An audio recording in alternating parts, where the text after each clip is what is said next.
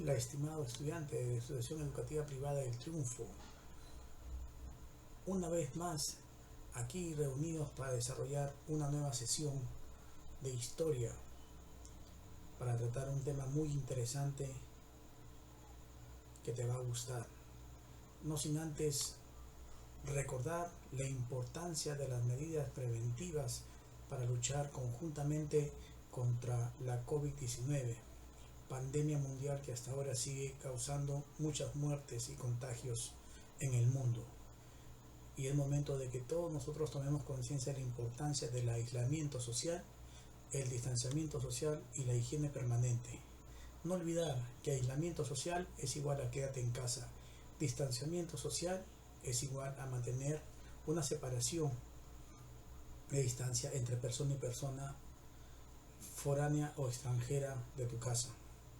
Evitar salir de manera innecesaria a las calles, y si lo haces, utiliza una doble mascarilla, un protector facial, guantes, y llevar siempre contigo un alcohol en spray o alcohol en gel para desinfectar continuamente tus manos o cualquier cosa que puedas coger a tus alrededores. Y no olvidar que al llegar a casa, los zapatos o calzado que lleves, siempre dejarlos afuera de la casa. La ropa, quitártela y dejarla remojando en agua y jabón. Y ingresar al baño para asearte totalmente. Eso contribuirá a que el virus no ingrese a tu domicilio y por ende no contagie a los seres que viven en tu casa. Tu familia, tus padres son los que te quieren mucho y por ende debes protegerlos. Bien, ahora vamos a desarrollar nuestro tema. El día de hoy vamos a desarrollar un tema interesante que involucra dos culturas fundamentales que dan inicio a uno de los grandes periodos de historia, que es el primer horizonte cultural, o también llamado primera síntesis cultural, o llamado horizonte inicial, o horizonte temprano, que está dividido básicamente en tres fases. De las tres fases tenemos la siguiente: horizonte, llamado formativo peruano, en la cual tenemos a la cultura Sechín como protagonista principal. En el formativo medio tenemos a la cultura Chavín como protagonista importante, llamada también cultura madre o matriz del Perú.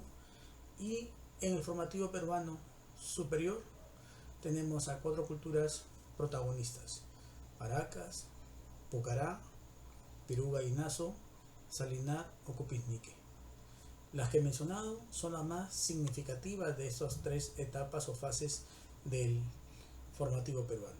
El día de hoy vamos a coger dos culturas de ellas, sumamente importantes. Las explicaremos de manera detallada, donde tú podrás entender básicamente las características o rasgos más importantes de estos pueblos pre-incas. Vamos a iniciar con el formativo inicial. El formativo inicial se va a destacar básicamente con la cultura Sechín. Es un pueblo que se va a desarrollar en la costa peruana, en el departamento de Ancash, en la provincia de Casma. Un pueblo muy cercano al mar, a 10 kilómetros básicamente, donde se va a descubrir en el año de 1937 gracias a la acción de Julio César Tello Rojas. Sabemos que Julio César Tello Rojas es conocido como el padre de la arqueología peruana.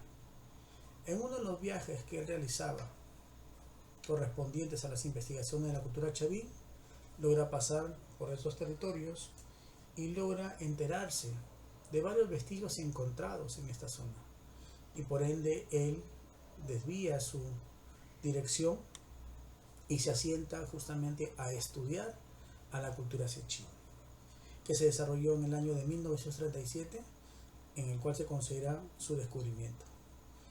¿Qué importancia tiene Sechín? Sechín va a ser considerado un estado teocrático. ¿Qué significa eso? Representado por autoridades religiosas.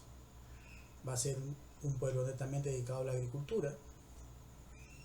El alimento base o cultivo principal, que ojo, no solamente es dieta alimenticia, sino también venerado, va a ser básicamente el maíz. Pero ¿qué es lo interesante de Sechín? Sechín va a destacar básicamente por las fortalezas hechas de piedra y utilización de barro con formas cónicas, donde van a encontrar básicamente los famosos monolitos de Sechín. ¿Qué es un monolito? Un monolito, su mismo nombre lo dice, mono, uno, lito, piedra, un bloque de piedra, pero bellamente esculpido, trabajado. Pero lo más interesante es que en estos monolitos van a encontrar imágenes de sacerdotes que eran los líderes principales o guerreros descuartizadores en una postura bastante peculiar. El dorso y la pelvis hacia adelante y la parte superior de su cuerpo hacia un costado, básicamente con un cuchillo ceremonial en la mano, con un gorro tipo trapezoidal en la cabeza y solamente con taparrabos. Significaba que era una élite guerrera. Según los investigadores, consideran que fue una cultura básicamente sanguinaria. Sacrificaba masivamente a personas, pero lo hacían con fines religiosos. Por ejemplo, cuando había escasez de lluvia, sacrificaban personas para supuestamente agradecer a sus dioses y por ende solicitarles lluvias para sus cultivos, porque era la base de su alimentación.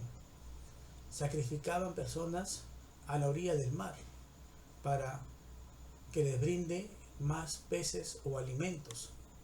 Entonces se basa en eso, pero lo más extraordinario es que se han encontrado imágenes que llamaron la atención mucho a Tello, tanto así que él regresó a Lima y en Lima regresa a Ancash, pero con un grupo de doctores cirujanos y logran determinar que el trabajo que realizaron los Sechín en la piedra es un trabajo maestral. ¿En qué sentido? Van a encontrar, por ejemplo, esculpido un brazo, pero con un corte perfecto hecho como si fuera por un cirujano especialista, una cabeza.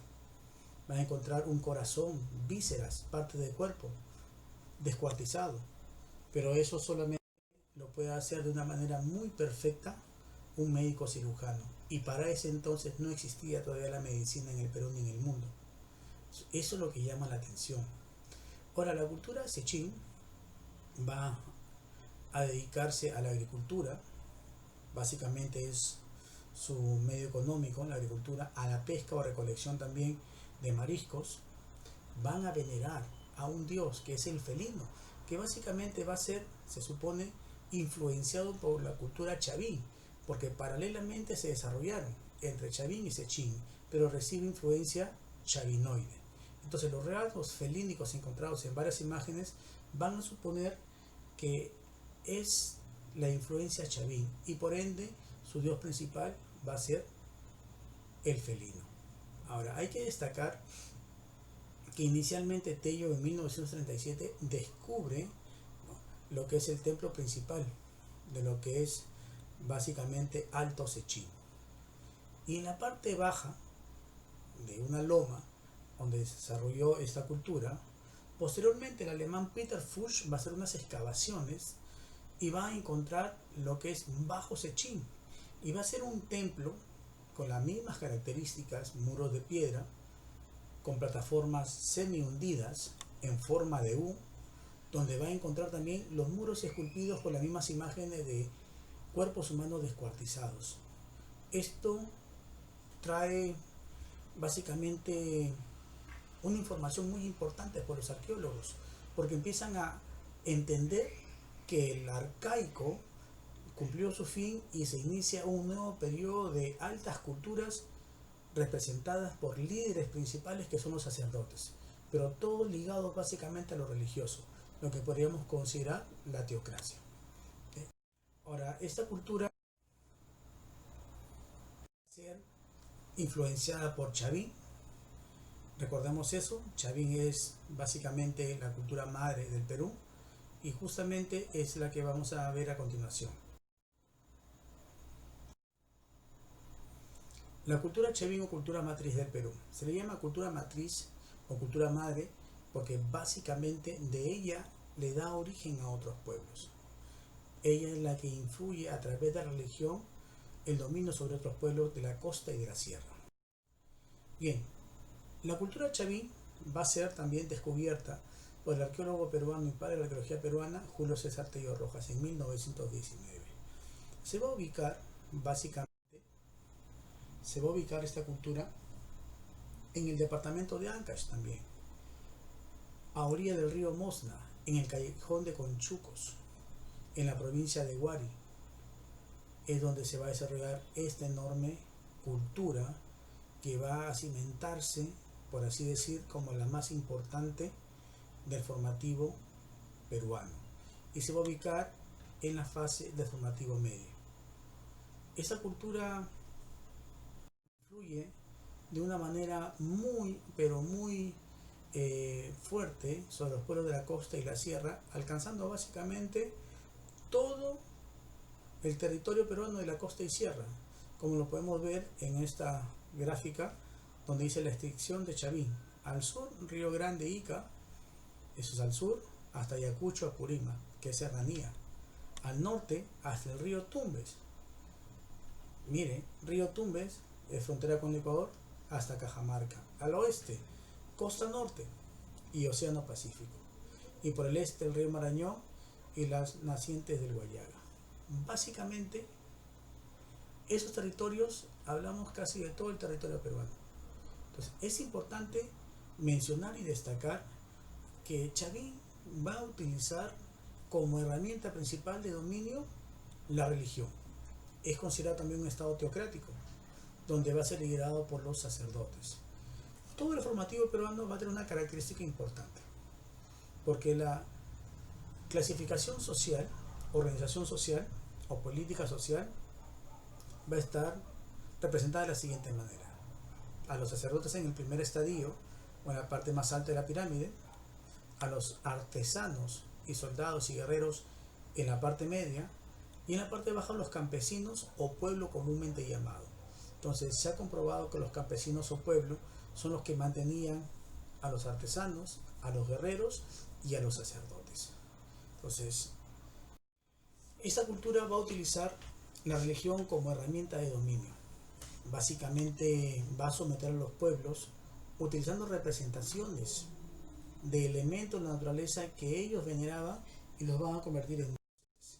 Van a trabajar bellamente lo que es la escultura lítica, donde van a representar justamente la famosa trilogía Chavín. ¿Qué es la trilogía Chavín? La trilogía Chavín es la fusión de una forma humana que le van a llamar antropomorfa con seres de animales como aves, que se le va a llamar ornitomorfa, y va a encontrar al felino como animal y a la serpiente, a la que le van a llamar zoomorfa.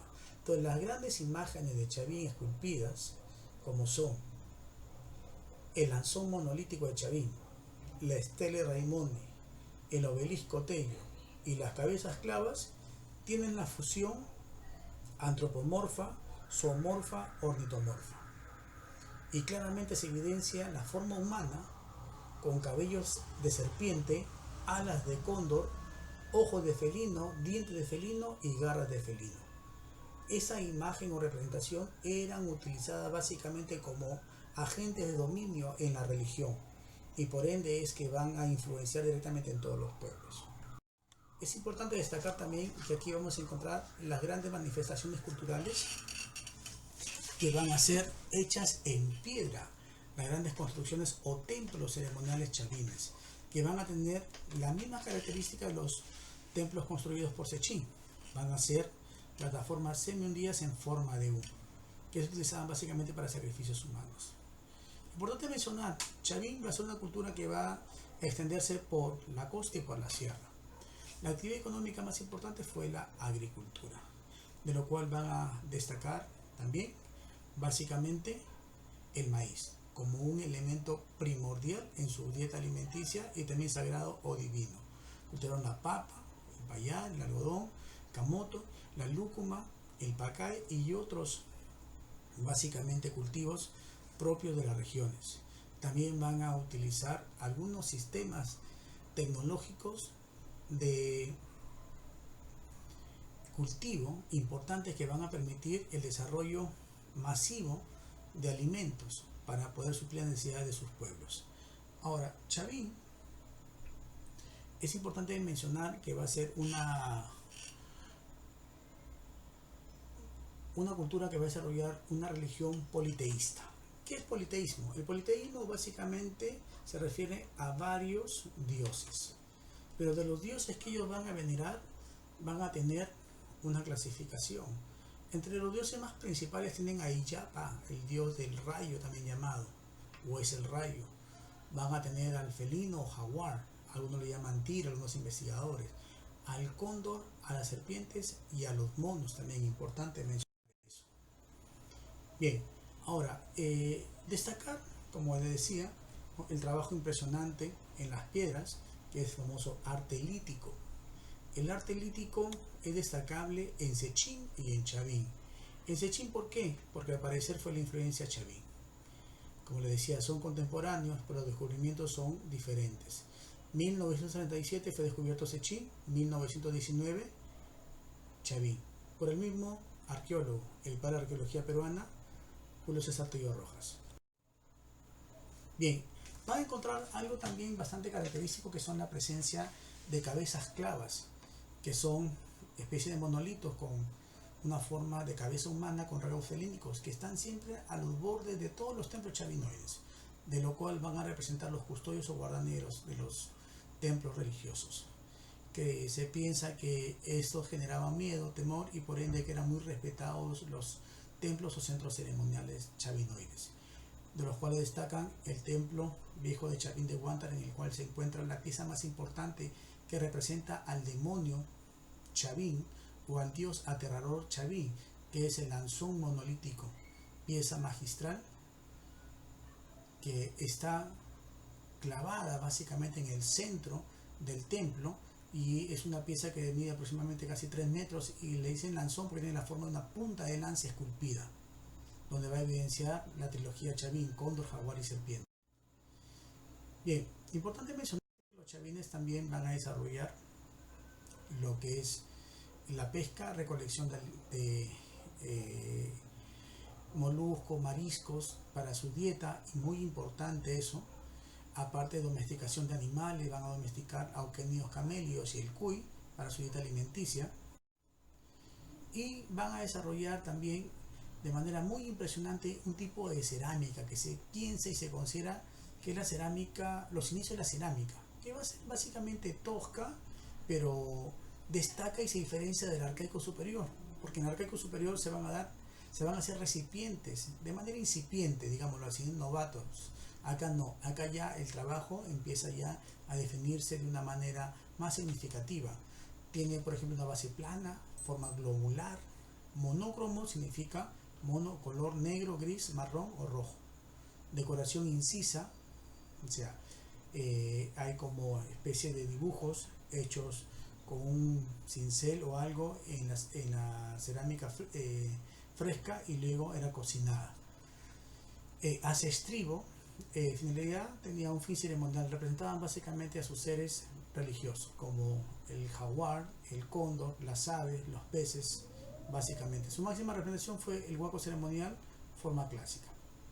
Y también desarrollaron, importante en este periodo que empieza básicamente la metalurgia.